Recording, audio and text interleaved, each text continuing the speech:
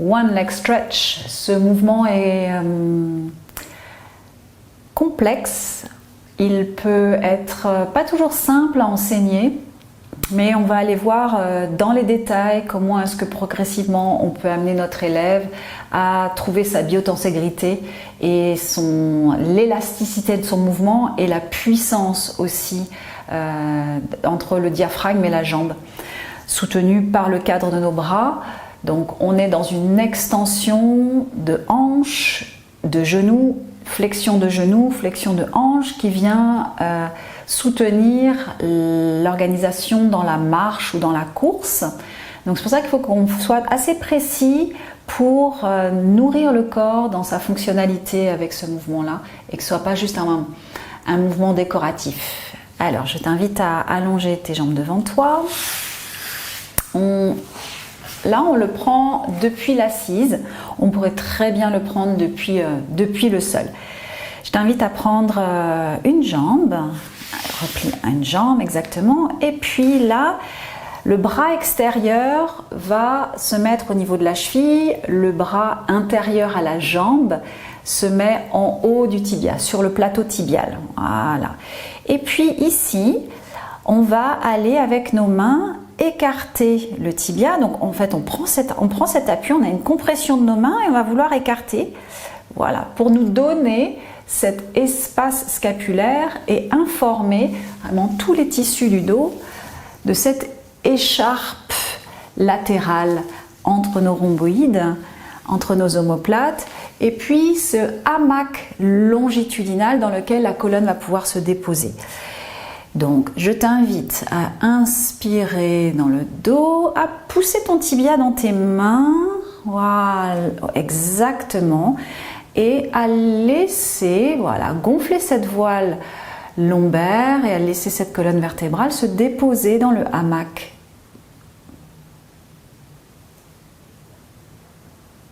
Tu peux garder ton pied au sol pour l'instant, voilà. Donc, c'est la colonne qui s'éloigne de ta hanche, vas-y, vas-y. Jusqu'à un moment donné, il va être suspendu à son tibia, ancrage de l'autre jambe. Et à un moment donné, il se pose, voilà, il est totalement dépendant de la qualité des appuis de ses mains, enfin de ses membres entre eux en tout cas. Ok, donc là, on peut aller vraiment inspirer et gonfler dans l'appui thoracique à l'arrière. Parfait. À tout moment, tu peux te redéposer à terre. Voilà.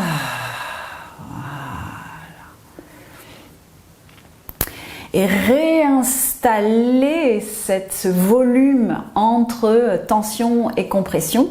Compression des appuis et tension des tissus entre les appuis de compression.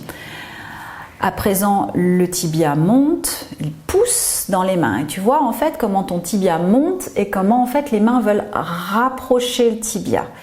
Et puis ce qui va faire lever la tête, là, tu peux redéposer la tête au sol, c'est que la jambe veut s'éloigner de toi, donc elle te tracte. Voilà, ok.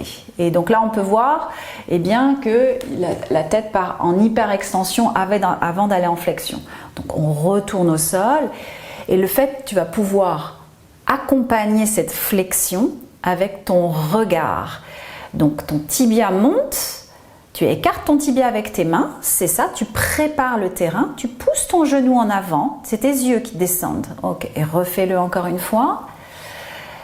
Là, donc il doit synchroniser cette jambe qui veut s'éloigner, qui va pouvoir porter la colonne vertébrale avec des yeux qui descendent. Donc tu synchronises tes yeux qui descendent. Voilà, tu glisses ta nuque au sol et synchronise. Voilà, c'est comme ça que la tête ne va pas pouvoir partir en coup du lapin. Suspendu. Exactement. Donc on combine 3 actions. Écarter le tibia, faire une extension de hanche et rapprocher avec les mains et faire une extension de genou et les mains rabattent le bas de jambe.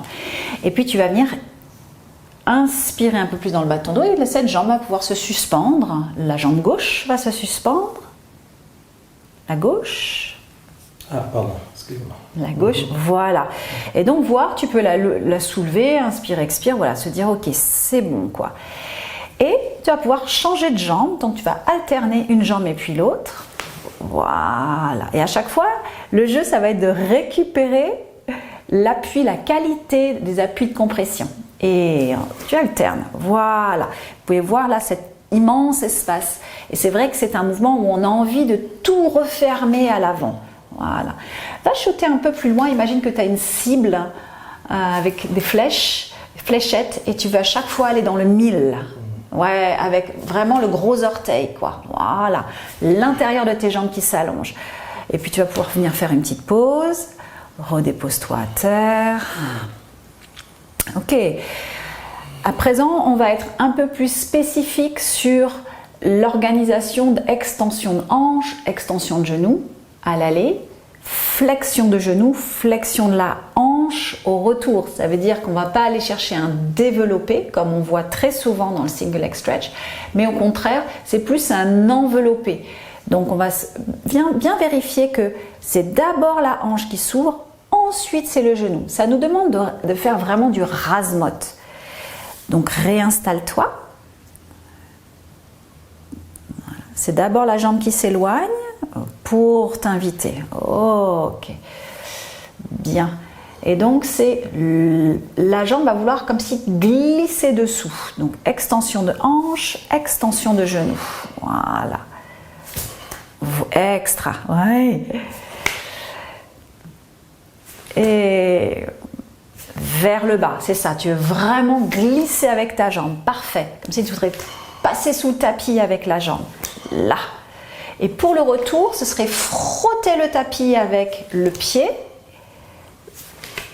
frotter le tapis avec le pied. Ok, puis là on peut voir qu'il lève la hanche, donc il fait une flexion de la hanche avant la flexion du genou. Au retour, tu frottes le sol. Ah oui, d'accord. Frotte le sol. Oui, vous voyez? Et ça va nous rendre énormément dynamique en fait. Oui. J'ai trop de bras. Là. Et ok. On peut faire une pause. Ouais, en fait, c'est un mouvement qui est vraiment pas simple du tout à organiser, on va dire. Et oui, hein, on a envie pour le retour de monter la jambe. Et c'est énorme au niveau des sillons neurologiques de coordonner le côté gauche, le côté droit en changement de main à chaque fois et en étant assuré qu'on est dans une fonctionnalité articulaire, quoi. Sinon, c'est un mouvement qui peut être très grossier en fait, où on allonge une jambe et puis l'autre. Mais si on commence à affiner la motricité, on se rend compte qu'il est extrêmement riche ce mouvement. Là, je vais pouvoir accompagner Marc en le soutenant au niveau du tapis. Comme ça, il aura un peu moins à gérer au niveau de son écharpe et un peu plus se concentrer sur l'organisation de son V inférieur entre son diaphragme et ses jambes. Donc, je te laisse glisser un petit peu, Marc, vers le bout de ton tapis. Voilà, je vais mettre au bout ici et viens attraper une jambe, voilà, et synchronise, tu pousses ton genou en inspirant dans l'appui thoracique pendant que tes yeux, voilà, et ça s'éloigne, voilà, donc il se pend à sa jambe et je vais lui donner cet appui, ici, tu peux même poser ta tête, voilà, et d'aller chercher plus de flexion globale, là. Et maintenant, intéresse-toi à cette extension de hanche, extension de genou. Voilà. Et voir, est-ce que ça pourrait être élastique et qu'il n'y ait pas d'arrêt dans ce mouvement. Donc, il n'y aurait pas d'arrêt. Voilà. Et puis, tu pourrais aller inspirer maintenant, en une fois, pendant 2 mouvements. Inspire. Donc, ça peut être plus rapide. Ça rebondit, en fait. Imagine, à chaque fois que tu touches, à chaque fois ça revient. À chaque fois tu touches, à chaque fois ça revient. Vous pouvez voir que sa jambe gauche s'organise bien, sa jambe droite un peu moins au retour. Vous voyez comme il a envie de lever la jambe au retour. Voilà, extra. Et redépose.